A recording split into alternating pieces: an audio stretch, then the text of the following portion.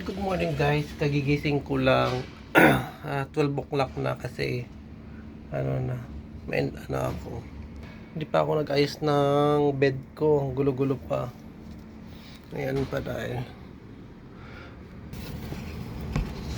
Oh. Ang ganda, malamig, ang ganda. Labas ngayon. Nanan ako ng friend ko ng tinapay. Dinala pala niya yung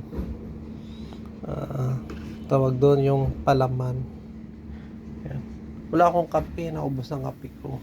Kainin ko tong tira ko, wala akong naubos yung itlog, so ito lang ang kainin ko. Yan. Wala, ito lang talaga. At least pasalamat kasi may kinakain kaysa sa wala, di ba? Kay Ate Mylene, salamat na lagi nagbibigay, at kay Isel, salamat po. Ito, kain tayo.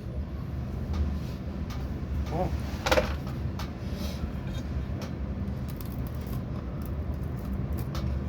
Guys, hindi pa ako nag-inarte. Kung ano po yung nakikita nyo sa video ko, yun po ang totoo. Sa ngayon po, wala akong trabaho.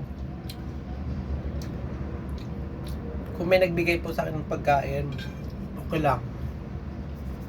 Hindi pa ako kahit wala akong trabaho, sobra. So, anong kinakain ko yun po.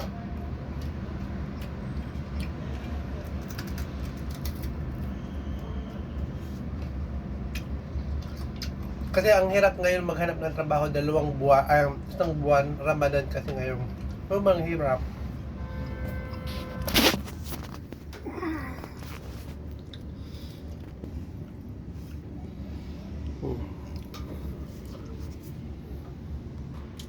Kung ano nakikita nyo po, ito po ang buhay ko dito. Kaya kung gusto nyo mag-abroad, bahala kayo.